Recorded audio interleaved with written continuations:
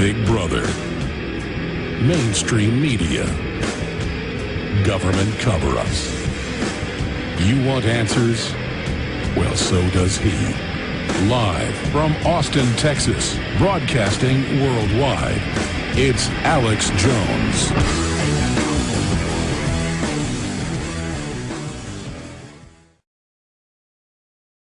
Dr. Wakefield is an academic gastroenterologist, if I'm pronouncing that right.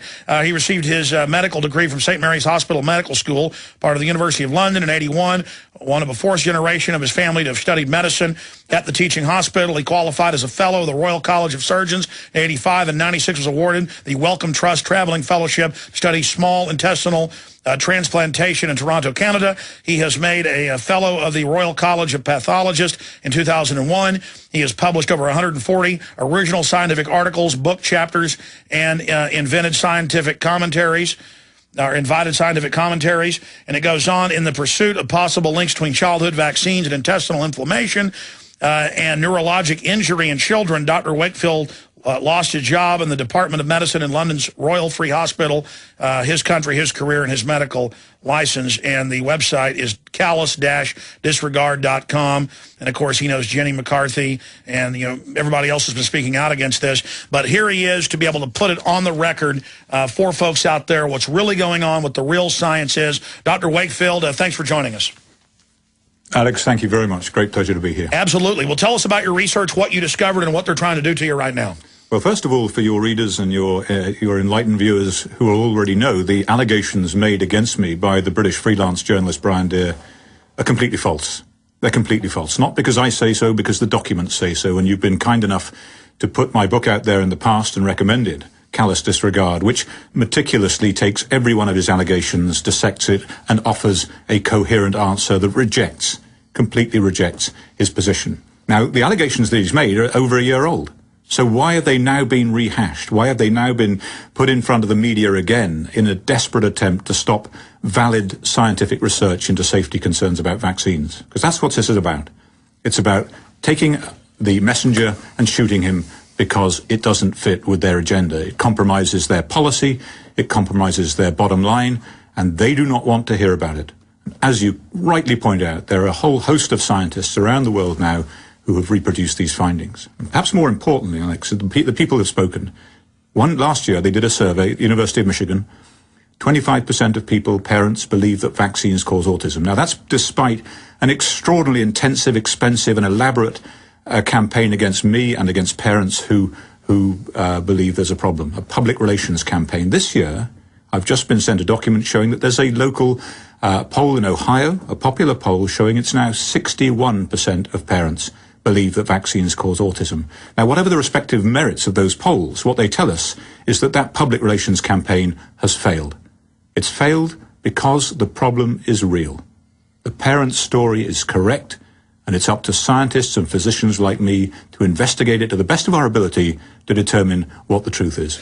Tell us how you started to investigate and what your findings are. But again, just looking at it, talking to parents who have autistic children, they talk about the baby was fine, 18 months old, running around, giggling, laughing. They get that third round of shots is generally when it's triggered. I guess that overload. They get a fever. Suddenly, they go into that autistic stupor or that whole spectrum, and then associated with it is all sorts of diarrhea and intestinal problems. And so somebody who's a medical doctor who studies the intestines and the gut, why would you not go look at that and try to look at why those two things are correlated? Is that correct? Well, you've got it in a nutshell. I mean, what happened on May the 17th, 1995, is the first parent called me and said, Dr. Wakefield, my child was fine. They had their MMR vaccine, they regressed into autism, and they developed terrible gastrointestinal problems. And I know many, many parents, both here and abroad, who are in exactly that same position. And I said, wow, I know nothing about autism because at medical school, it was 1 in 10,000 children. We didn't know anything about it. We weren't taught about it. In fact, I've seen numbers of 1 in 25,000 30 years ago versus 1 in 10,000. What's the accurate number? What was the old number for autism? And I know before it was like very rare. It was such a rarity, such an oddity that no one had ways of monitoring it. No one knew. It just was so rare that it was speculation, really, about the precise numbers. And now they say it's over-reporting, but when I go to a movie theater with my children, I remember going to movies when I was a child, there was no one autistic there. Now they might have several rows filled. I mean, now they have whole wings of public schools. Now I go to the park, and there's autistic children just everywhere. I mean, it's like an epidemic. I mean, and these people aren't faking this. They're completely not in this world. No, and it's gone now from those numbers, those rare numbers, to over 1 in 100 in this country, 1 in 68 in the UK, and amongst certain populations, like the Somali population in Minneapolis, it's around 1 in 28 children. That is a staggering level of disease. I was on a plane coming back from New York last night, and the child sitting right behind me, who kicked my seat all the way from New York to Austin, had autism. No, it's the same thing. I fly a lot, and almost every time, or I'm in a restaurant or a movie, you can look and see it's an autistic child, and you'll see their good-looking parents, and you look at the child, they're handsome, they're pretty, but you see them just with their humanity has been stolen from them, and they still got their humanity, but their potential, and it makes me so sick, and we're just supposed to think, oh, this is just happening. I mean, sure, everybody's starting to, become autistic, let's ignore it. So you start researching it, doctor. Yeah, what you do, medicine starts with the history. What does the parent tell you about what happened to their child? That's the beginning of everything. You examine the child, you investigate their symptoms properly. You don't say, your child's got autism, therefore they're bound to have diarrhea 12 times a day, put them in a corner, forget about them, move on with your life. You do not do that. That's not good medicine. It's not medicine at all. And so what we did at the Royal Free was take these children with clear sickness, clear illness, and investigate their symptoms appropriately. And what we found is that the parents were right. The children had an intestinal disease. And when we treated that disease, as you would treat Crohn's disease or ulcerative colitis with anti-inflammatory medication, the children started to get better. They started to speak, they started to smile, they were out of pain, they would sleep at night. And that was the beginning of a fascinating journey and a very important journey. And others now around the world have replicated our findings. And one of the things, I was on a show the other day where they called me a liar. I think Anderson Cooper called me a liar for saying that the work had been repeated by others around the world. Well, it has. The work with identifying the bowel disease in these children, that's been replicated in Italy, Poland, Canada, the United States. Well, I mean, I read the international news. It's in prestigious papers constantly that they've replicated.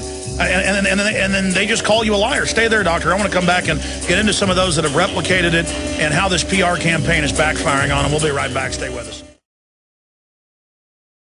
Here's the book that tells the truth. And it's available on Amazon, you name it. We also sell it at Infowars.com. Andrew J. Wakefield, forward by Jenny McCarthy. Very important. And the way they've demonized Jenny McCarthy, like, oh, she's just doing this for attention. No, she has an autistic child. Or you, how dare you? I mean, they talk to you like you are Satan when you're on these shows. This is your chance, uninterrupted, to counter these people. Well, thank you very much. The problem is real. It's not going to go away. And the important thing, Alex, what we can say is that there is a bowel disease in many of these children, the treatment of which makes them better. So thousands of children have benefited from our observations 15 years ago that were driven by parental insights. It's the parents that drew our attention to this. What did you find in their intestines? What's going on as best you know? Why does it hit boys 4 to 1?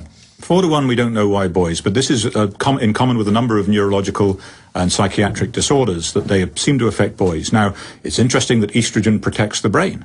So is it possible that girls have a brain that's protected from this? Girls seem to be less susceptible to infections in early life. Doctors have always known women are tougher. Absolutely. They remain that way for the rest of their lives. But so it may be that there are immunological reasons or developmental reasons or genetic reasons why girls are more robust in these circumstances and don't experience the same kind of problem. Nonetheless, what we see is a bowel disease that seems to affect anywhere from the top of the gut right the way down through the bottom. The children are in pain. There's no doubt they're in pain. But of course, they've lost the ability to express that. They can't speak anymore, or they can't communicate in the way that they could. So they can't tell parents that they've got gastrointestinal problems. They can't tell them that they've got tummy pain because they... What's the trigger in the MMR? Well, we don't know, and this is what we're looking at. Is it the MMR? We don't know. Do we think that the MMR is implicated? Yes, I do. But I have no proof of that. That's my opinion. And my opinion isn't worth much compared. But, I mean, there's all these other studies, too, in like Italy and other places you mentioned. We can go over some of those if you like, but anybody can type in, Italian study shows link to vaccines and intestinal problems. It'll come up. Or the German studies. I mean, there's so many. I mean, is there any idea what's doing it? I mean, we know that there's this, correlation between vaccines and this problem, but, I mean, any idea? Well, the problem here, Alex, is it's so complicated. It's not just a live viral vaccine that kids are getting, but at the same time they're getting vaccines that have mercury in, like the influenza or the meningococcal vaccine. They're getting vaccines that have aluminum in at high concentrations. What are these neurotoxic substances doing in there? What are these poisons to the immune system actually doing in there? They shouldn't be injected into the bodies of children. And the gut, of course, has the highest flora of natural bacteria, viruses. So is it causing some type of trigger, or we don't know? Well, it could well be. So you've got all this combination of toxic substances being loaded into children. There could be any kind of synergistic interaction. If you went to the FDA, the Food and Drug Administration, and you said, I've got these 3 blood pressure drugs, I want to put them in the same capsule and give them to patients, they'd throw you out of the door. Why? Because all your patients would die. Because the interaction between those 3 blood pressure drugs would kill your patients. They would drop their blood pressure into their boots. And yet, when it comes to vaccines, they get past all of this kind of regulatory control. They can put 3 viruses, 4 viruses in. They give pentavalent, heptavalent vaccines with all kinds of things in.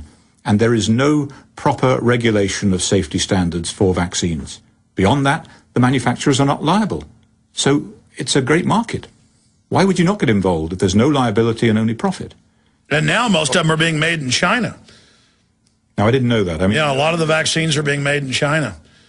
So think about that with the record of the melamine and the rest of it. So you were telling me during the break about some of these shows, the way they're going after you and building these straw men up. Well, I think that what's obvious to me is that they're extremely angry. They're extremely angry because they've read this story from the journalists in the UK. They've bought into the idea that it must be true. They don't care that there's another side to this. They don't care that 89% of parents in this country put vaccine safety research as their #1 medical research priority. 89%. Again, the people have spoken, but they don't care about that. What they care about is pinning this on one person to blame them for what has happened. And because of your courage, you've been picked as the patsy. Plus, you come off as very credible. You have a great medical pedigree, all these awards and laurels. They think if they can cut your head off, that'll scare everybody else. Just like with the global warming, they want to crucify a few researchers as they tried a decade ago, but that backfired too. Now it's been proven to be a fraud. I think this is real. What they do is they isolate me and they show the rest of the medical profession, the scientific profession, if you get involved in this, this is what's going to happen to you. Your career is going to be destroyed. You're going to lose your career. You're going to lose your job. You're going to lose your medical license, and you're going to lose your country. Well, for me, if that happens, okay. But every time I see a kid with autism, I think I don't have a problem. I think I've got a job to do and I'm going to do it. And I don't know whether vaccines cause autism or not, but I am going to try and find out. I'm going to do my very best to find out because the issue is too important not to. Absolutely. And when we come back, you were telling me during the break how they had some family on who didn't take a vaccine. They were trying to blame you. You've been very moderate is why they hate you, because you come off as credible. You just said, I want to research this more. And so they go after you because you're so effective. And so we'll talk about that. We'll talk about how we can help children, what we have found is helping them. We'll be right back with our guest, Dr. Andrew Wakefield. We are back live, ladies and gentlemen. Callous disregard, autism and vaccines, the truth behind a tragedy. Andrew J. Wakefield, forward by Jenny McCarthy. Excellent book. Now, you can cover whatever you want in the 30 minutes we've got left, but I'd like you first to go through their lies, go through the things they've done. The first one I threw out to you was, I remember reading, it's incredible, hoax, doctor exposed, and I read, in studies, he paid people for blood samples. And I'll go, well, wait, every research study I've heard of, or almost all of them, people are paid to be part of the research study. But then you went further. It turned out you didn't even do that. So, I mean, it's just, but they're playing on people's ignorance to even try that. So let's talk, Doctor, specifically about the type of fraud you're talking about here. Certainly, Alex. So one of the allegations that's been made and has been repeated in the media is that the Lancet study of 1998, those 12 children who had autism and bowel disease, that somehow I paid them to take part in the study.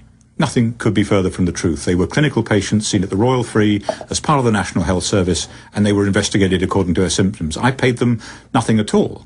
The truth is that as a later study, looking at blood measurements in a research setting, I asked my children if they would be prepared to give me a blood sample, and they said yes. And their friends at a birthday party also agreed. It was done with fully informed parental and child consent. Many of the parents were doctors. And so they allowed their children to have a blood sample taken. The kids were fine, and they got the equivalent of about $7.50 for their trouble.